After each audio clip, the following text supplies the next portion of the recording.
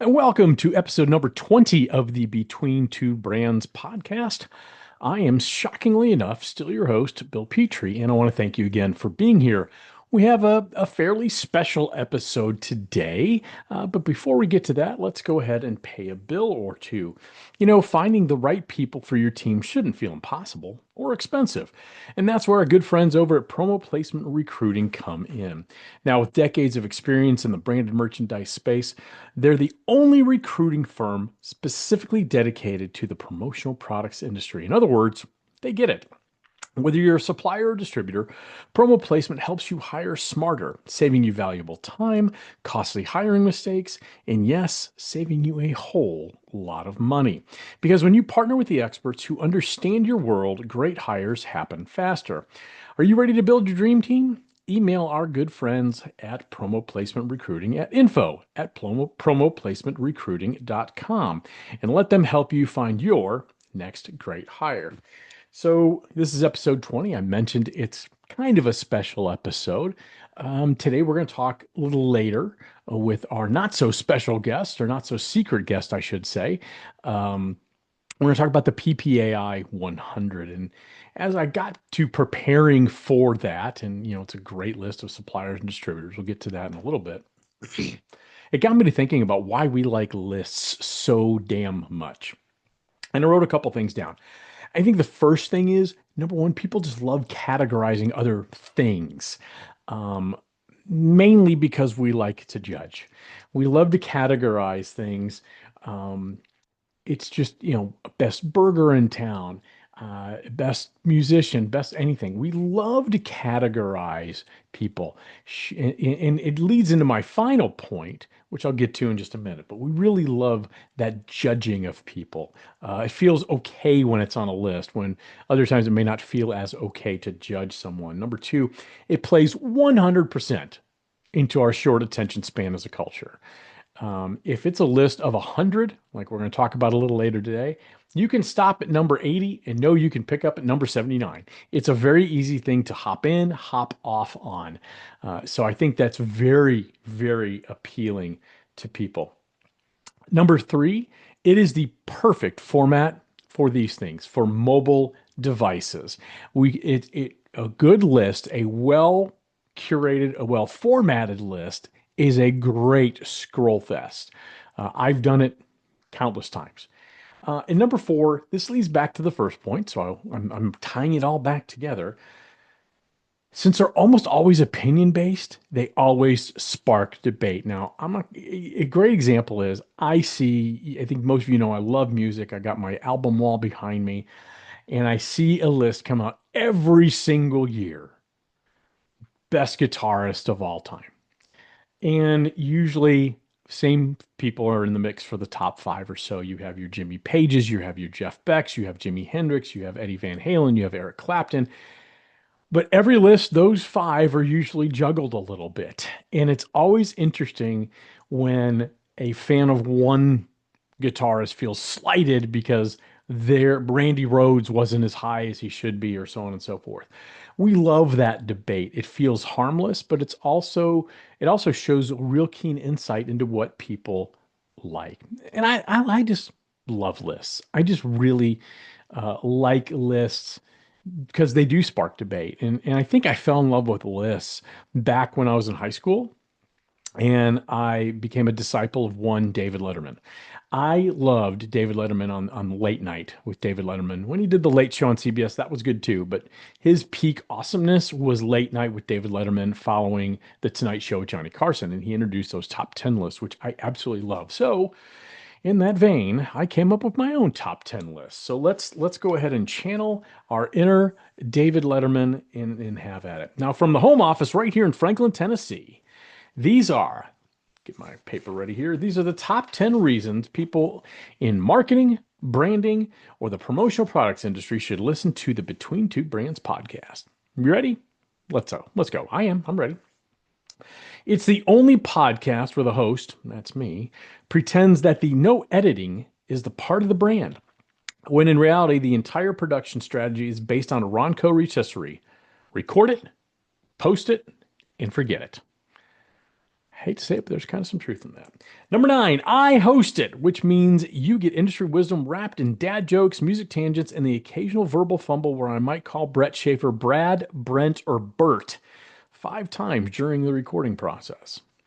Number 8, you'll hear things like, would you rather lose your largest client or be trapped in a car with David Schultz explaining why Rush is better than Van Halen using nothing but AI and his own parody songs? Number 7, it's like a trade show minus the networking anxiety and the guy from booth 1273 screaming, let me tell you about our new koozie technology. Here's the thing, not new. It's a foam cylinder. We get it. Go ahead and calm down. Number 6, you'll meet industry royalty like Brittany Fraze, who regularly roasts me for being older than dirt, or Alex Pascal, who looks like he could bench press a pallet of Warwick calendars and still find time to complain about anything Apple. That tracks. Number 5, you'll laugh so hard you'll finally forgive yourself for the time you hit reply to all when complaining about a client's artwork. Also, your client was part of the to all. I think sadly we've all been there. Number 4, it's cheaper than therapy and twice as effective at helping you navigate supply chain issues and pricing shifts caused by a yo-yo tariff strategy. Obviously, that's hypothetical. That's just hypothetical. Number 3, I will cry over Van Halen. I might make a Duran Duran reference, and I absolutely will forget which question I'm on halfway through the interview. That's not unprofessional, kids. That's on brand. Number 2, it's the only show where jam bands are slandered, emotional support t-shirts are validated, and Nick Latour was outed as the lead singer of an 80s hair metal tribute band in Austin, Texas. And finally, the number one reason people in marketing, branding, and the promotional products industry should listen to the Between Two Brands podcast, because if you've ever said the phrase, files from Canva are not vector, to a client while fighting back tears, this podcast is your spiritual home. All right, it was funnier when I wrote it, not as funny when I read it. Oh well, life goes on. As it said in number whatever, I'm not editing it anyway. It's going to go as is. But before we hop to our not so secret guest, let's pay one more bill, shall we? Hey, many people know how to build a business, but very few understand not only when to sell that business, but the process involved to ensure that you find the right partner to maximize the return on your investment. And quite honestly, that's where you need an expert, especially a promotional products industry expert to help you, which is where our good pals over at Certified Marketing Consultants come in. Jamie Watson and her team have decades of experience facilitating private company sales in the branded merchandise space. To help you evaluate if it's time to sell your business, reach out to Certified Marketing Consultants at info@certifiedmarketing.com for a confidential discussion today. All right, that would be enough of my yakking for sure. Let's go ahead and bring on our secret guest. I'm excited, buddy. All right, here we go. And today's guest actually needs no introduction. So you know what? I'm actually not going to introduce him. If you don't know Kirby Hasseman by now, are you even in the promotional products industry? Kirby, thank you for joining me again on Between Two Brands. Good to see you again. It is so good to see you, buddy. We were talking about this via email and going back and forth, and I'm like, I've missed you, bud. You've been so busy and doing all your stuff, so it's great to see you. As you would say, busy is good. I don't like not being busy for sure. And this Yeah. is one of the 3 podcasts annually. You've agreed to slum it again with me. The Dude, first one was the Powerhouse Women of Promo, which we did in March, and this is the super fun. PPAI 100. So we're going to talk about the PPAI 100 today. Now, to get to whet your appetite, as it were, I'm going to explain what the metrics are that PPAI uses to rank the 100 distributors and the 100 suppliers. So Kirby, please bear with me. The first Absolutely. thing first metric is the previous year's revenue. I think that's the most significant. My understanding is that's the most significant factor into accounting for the PPI 100. Makes sense. Growth is number 2. That helps with revenue trends as it acts as kind of a counterweight to ensure the largest companies don't dominate rankings based on size alone. I'm not sure I agree with that reasoning because it does seem like the bigger companies are tilted toward the top of the list. That's not necessarily a bad thing. More of an is. We'll get to that later. Industry faith. That's number 3. This is essentially the trust bond between suppliers and distributors to meet each other's obligations. For suppliers, they use Sage ratings. Sage is a partner of PPAI. Makes sense that they would use Sage ratings. And for distributors, they use credit ratings via Experian. Okay. Number four, professional development. Total number of CAS, MAS, and MAS plus certified employees on the roster, and they get a bonus for people with more advanced certificates. Responsibility is number five. A survey they use to assign points ranging from adherence to sustainability programs, DEI initiatives, and product safety. Number six, I think we're on innovation. Really about digital transformation via technology survey that addresses their approaches to systems, practices in cybersecurity. And the final two, employee happiness, which is 100% based on employee turnover percentage, Mm. and online presence is the last one, which is essentially grading your web presence. So all those factor into a total possible score of 500. They score it up and then reverse rank from 500 down to whatever the last one is. Got it. Kirby, so you understand all the metrics. I have some thoughts on the metrics. Do you have any before we get rolling here? Yeah. I have some thoughts on it. And you want me to go first? Is that Yeah, how you sure. want me to Go handle ahead. it? Yeah. Yeah, go So ahead. I think having revenue as a part of this does make sense. I think that the most influential folks, uh, organizations in the industry, of course, they have more influence because of their purchasing power, and so having that as a metric makes sense.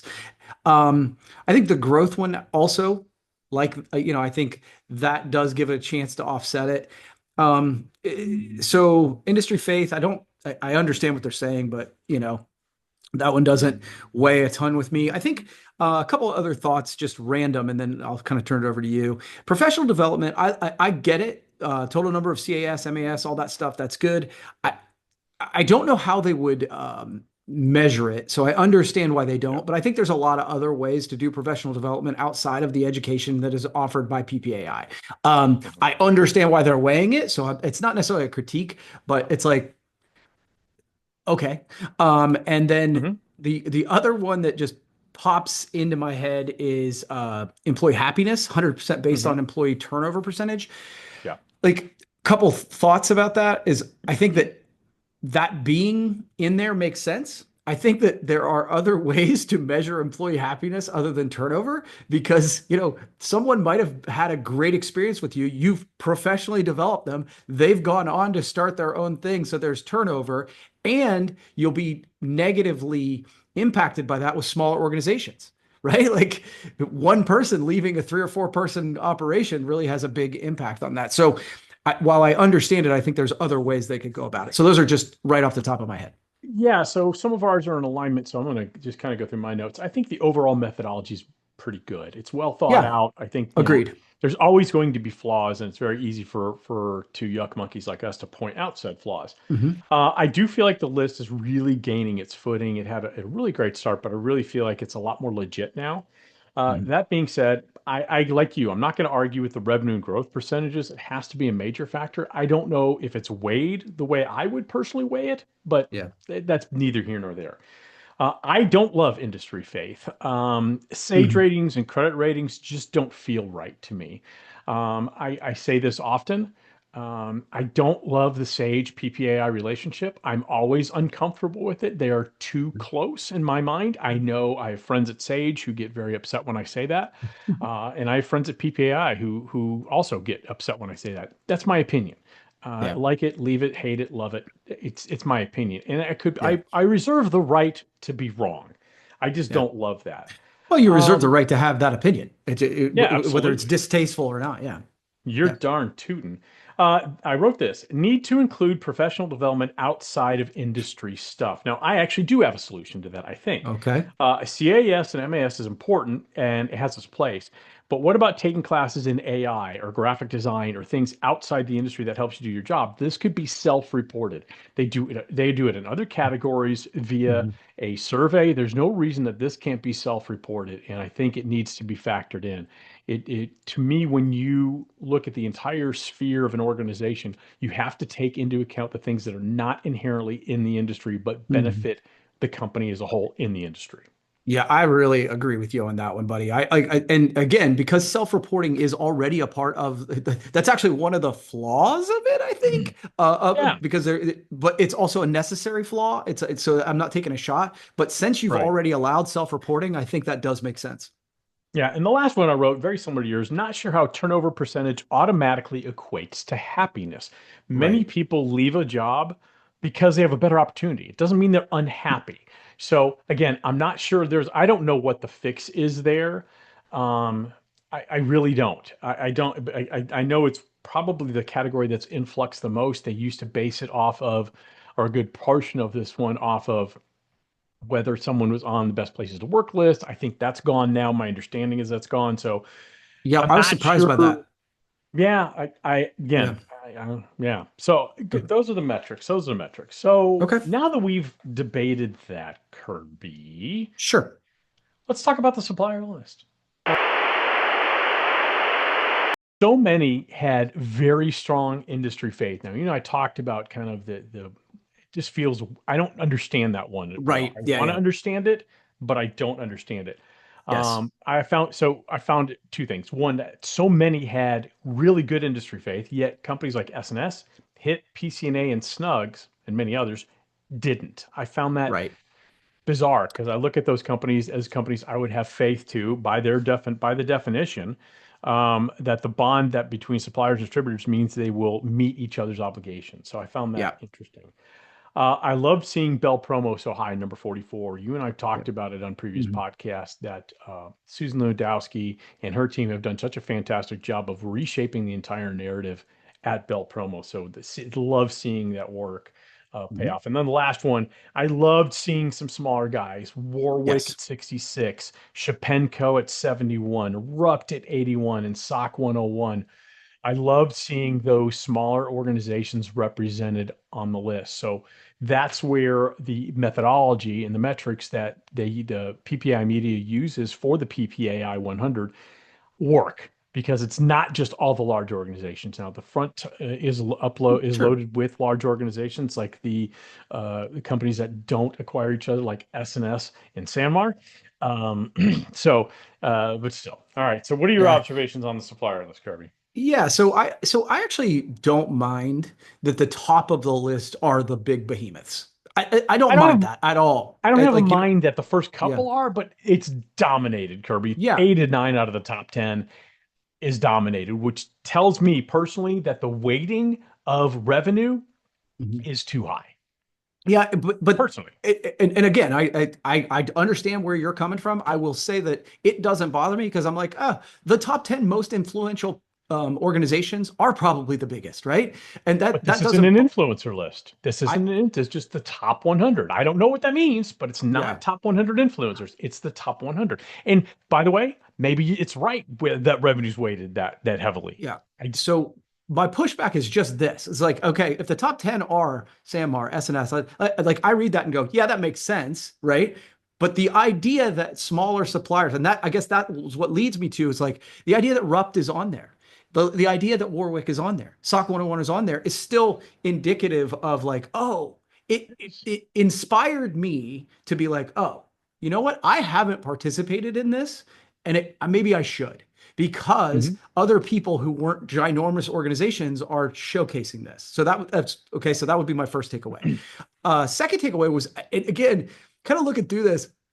I'm fascinated because you mentioned the industry faith, right? And Yeah. I'm kind of looking through the list right now. So, couple things. When they highlight who gets what thing, like, okay, industry faith is one of them, but yet some of them, revenue is not listed at all. Okay. So they didn't get, As a strength when they're I list. mean, I Yeah. guess, but it's like, so then everything in the top, however many, should get revenue strength. But then there's some that have none.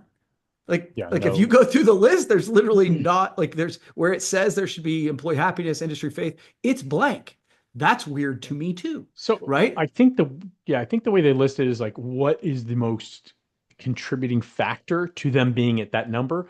But like Yeah, you, when I see it on the PPI website and it's blank, it's like, yeah, okay, I'm a yeah. little confused here. Yep. Right. Yeah. So So is that's all. nothing stand out about this company? They're just on the That's list. so why are they on the list? Right. Okay. Yeah. And again, some really good companies are on there that don't have that. So that was Absolutely. why it just caught me off guard. That's all. It's And bizarre. then yeah, and then really the again on the supplier side, the idea that some of those folks that are more niche based, I love that they are Yep. represented on this. And again, I think that my cue on this is to pick it apart.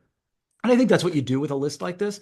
But understand that overall, my overall thought of this is as you know, I enjoy these lists, but I think this one is, you said it's found its footing. I actually totally agree. I think this is the best one yet. Yeah, I talked about it in the part of the podcast you weren't on about why Mhm. we all love lists, and it's because we can debate them and we Yeah, can kind of it's opinion based. There's some fact in here. There's some, but some of it's self-reported, so your mileage may vary, uh, sure. and things are a little murky. Like the employee happiness, I feel is a little murky. That being said, I'm not sure how I would change it. So Right. I'm always reluctant to criticize something when I don't have what I feel is an obvious solution. I do think we have a solution for professional development. We talked about Yeah. that earlier. So, Yep. I like anything it. else on the supplier list before we bounce to our friends over on the distributor side? Um, yeah, again, I think that the other thing that I'd written down was just the idea that the self-reporting, but I just don't know how you get Yeah. away from that. So yeah, it's good stuff. I think you have to. I know ASI does Yeah. self-reporting too, Yeah. but they always put an asterisk that, hey, this was self-reported or, Yeah. based on their PPAI membership, we could only get this information, things like that. I Yeah. think they definitely do the best they can, and the best they can is very much more than good enough. Yeah. Real, Agreed. real quick before we jump into the distributors, and you lead us off on the distributors, Kirby. I want to thank Josh Ellis at PPAI for being so kind and providing the entire list early to Kirby and I. We were kept under a strict vow of secrecy, which Sure. unfortunately I know Kirby violated several times. Of Hopefully, course. no one ever really finds out. Yeah. Again, things happen. No, kidding aside, it's very kind of Josh Ellis and PPI Media to trust us with this information. It's a big deal for PPAI. It's something they work very hard on. So They do. truly, thank you for trusting us not to say dumb things like San Marnesness being required So, to. um, All right, so yeah, distributors, Kirby, what do you got? yeah. So I guess this is where, when I was talking about this, sort of on the supplier side, when I look at this list, some of the larger, like them being at the top. So for Yeah, imprint number one, Halo number two, Proforma, those I'm like, yeah, they should be at the top of a list like this because of their influence in the industry. As a smaller distributor, I have zero issue with those folks being a part of it. I enjoy this because I get to see some of the other folks. And if I'm being honest, I think my biggest takeaway, Bill, is that I've been sort of skeptical about this list from its beginning.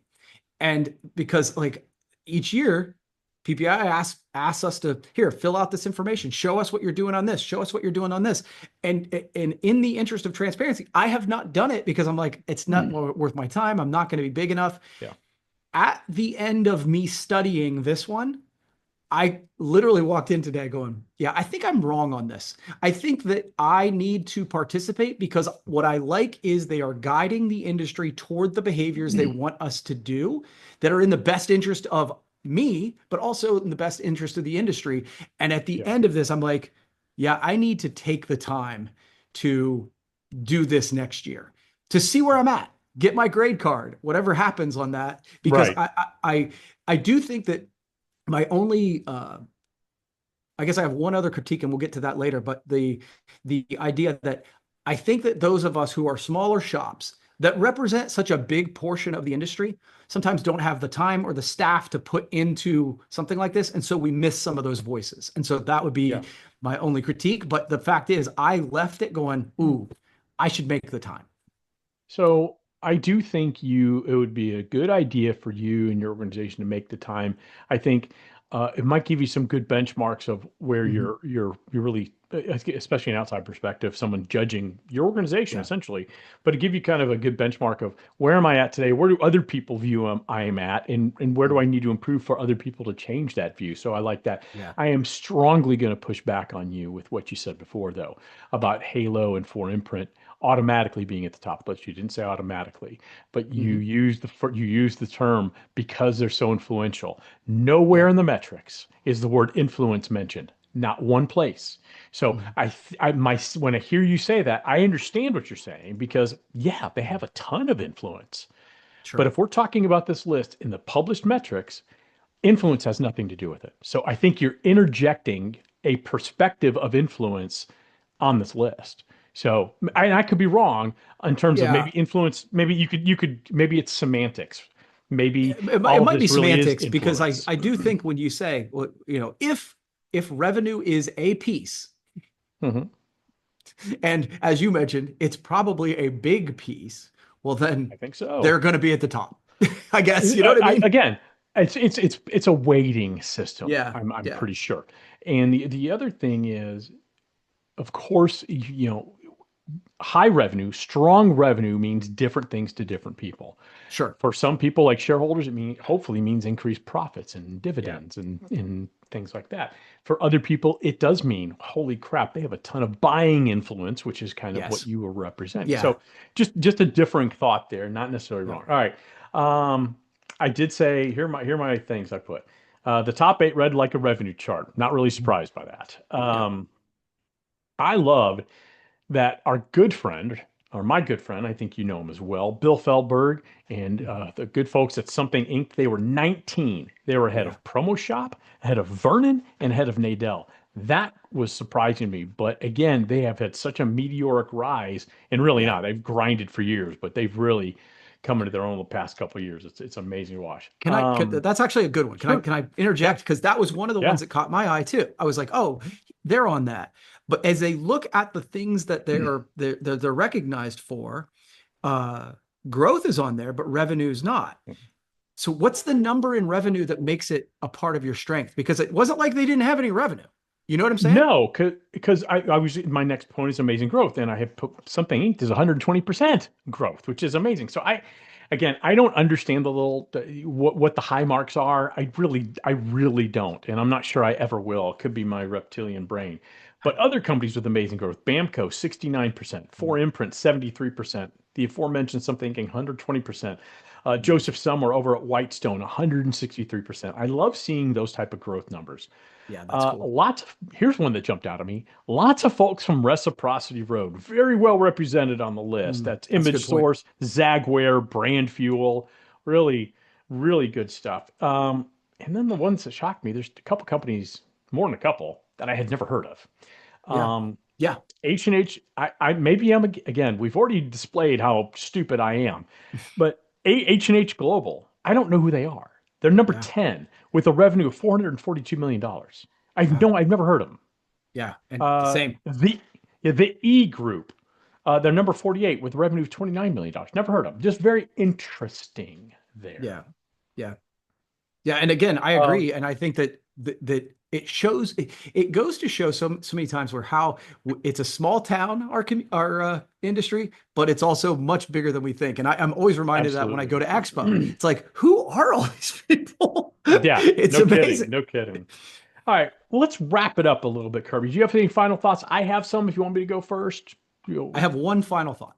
Go One ahead, your final final thought. yeah. So I think what's missing from the Mhm. list as a metric or whatever, and maybe this is where it circles back, is sort of the idea around um, content or Yeah. influence about that. I think that's missing because I think a company making TikToks that reach 1 million buyers a week might be more influential, might have more impact on the industry in some ways than number 22 on the list. I'm not picking on 22 because I'm So, not even looking at who that is. I think that's a so, missing metric.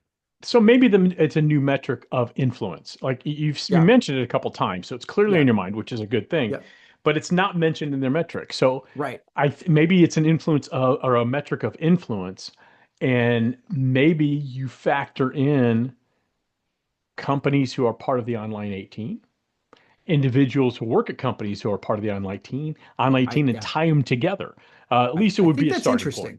Yeah, Yeah, I I do think too. that's a piece that's just missing a little bit. That would Yeah. be I was trying to come with constructive criticism, not just hot Yeah. takes, and so that was one that I feel like is missing. Well, I had breakfast, so I don't want any hot cakes, but I appreciate it. All right.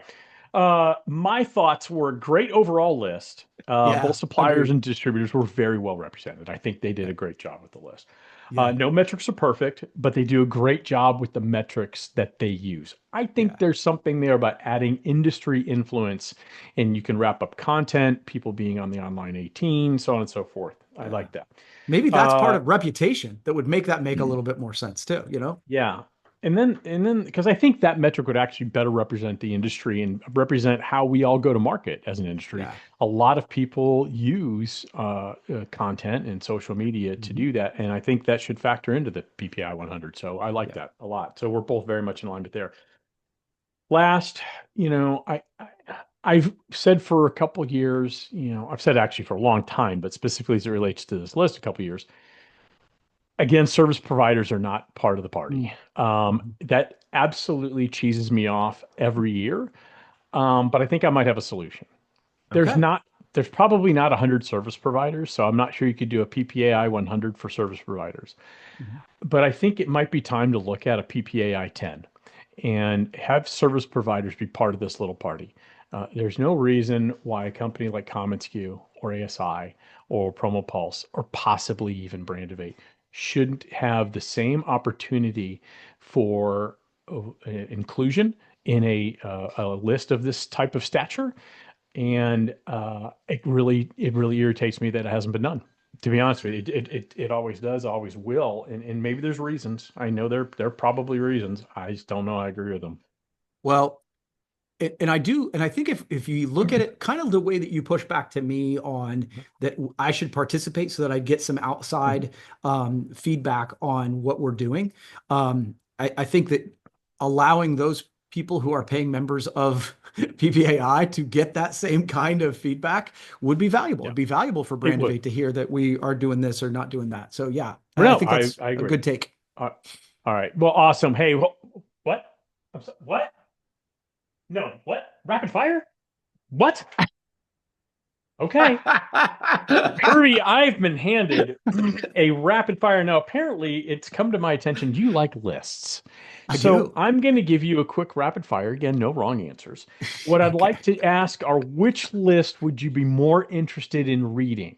So I'm going to Oh, give you okay. two lists, and you pick the one again, Kirby, there's no wrong answers. You know how to No play wrong this. It's been answers. a Yeah. while, but you probably remember. Let me put on my spectacles because this is, whoa, okay. Oh, whoa. Oh, that's uncomfortable. Okay. First one, Kirby. Top 10 countries with the best foods or top 10 breakfast cereals of all time? Ooh, those are both good. Yeah. I'm gonna go. I think I would rather read the first one, the foods. Countries with the best foods. Okay. Yeah, Hey, yeah, off to a good start. See, again, no wrong yeah. answers. This is just fun. Number two, the top 10 hardest sports to play or the Mm. top 10 most dangerous sports. Ooh, I think most people would want dangerous. I want hardest because I want to try them. Okay. Top 10 biggest celebrity death hoaxes ever Mm. or top 10 new terrible health findings. Well, hoaxes for sure. Okay. Boy, 3 for 3. This is fantastic. The 10 most devastating computer viruses or Mm. your top 10 favorite childhood afflictions. I'm gonna go childhood afflictions on this one. Okay, what is your favorite childhood affliction? Chicken pox. Chicken pox. Bold. 10 times, 10 times, 10 times governments banned colors for bizarre reasons. By the way, these are all actual lists. Okay. 10 times governments banned colors for bizarre reasons, or 10 normal items you didn't know were once part of burial rituals. Ooh, those are both fun. I'm gonna go colors. I'm actually really Okay. curious to hear about that one. Okay. All right. 10 animals that are more musical than you think, or 10 historical battles Hollywood got completely wrong. I know which one you're going on this one. Oh, I'm gonna go Hollywood, I think. Yeah, I knew you were going to go Yeah, Hollywood. yeah, Look, yeah. You're not wrong at all. I mean, Yeah. seriously, like I said, there are no Yeah. wrong answers. Although I do want to hear how dolphins sing. So Who said they're dolphins? Have you looked at the list? Are you aware of this I list? just know dolphins are on that Okay. list. 10 mind-blowing discoveries for life on Mars, Okay. or 10 things humans are weirdly bad at predicting. I think there'd be way more than 10 things that humans are bad at predicting. So I'll go with Mars. I'll allow it. Okay. You're undefeated so far. Two more, Kirby. Two Okay. more. 10 reasons you should feel bad about making fun of Bono's glasses. It's an actual list. Okay. Or 10 most satisfying reasons the Beatles are superior to the Rolling Stones. Oh, this is the second one for sure. All day, every day. You know what? You are on the cusp of the unattainable, and that's perfection, Kirby. All right, one more. Are you ready? Hashtag wrong. No, Yes. no. Okay. This is the one when I Google top 10 list Kirby would like, these are the two that came up. Okay. The top 10 worst political marriages in history, or the 10 memorable movies that involve interspecies romance. Oh dear. So that's what the internet said. I don't know. I'm just reading what I I'm read. going with the first one because the second one sounds gross. Wrong. You want to know much more about interspecies romance than any of us could ever have imagined. Hey, you know what? That's I nasty. imagine. Well, you're the one who, Yeah. again, all I did was Google. Next thing I know, Chat Bill you should have seen Petrie. that. You should have seen the things I filtered out. Yeah. Speaking of filtering out, let's thank our good pals over at Promo Placement Recruiting for sponsoring this fine broadcast. You know what? Promo Placement is dedicated 100% to the promotional products industry because they come from the promotional products industry. That means they understand how best to target, find, and help you hire your next rock star. Want to learn more? You do. Email them at info at promoplacementrecruiting.com. You're not going to be sorry you did, Kirby. Always fun to kind of get the band back together. And I appreciate you rolling with me on the PPAI 100 today and Fun. not laughing too hard when I made a complete buffoon out of myself earlier.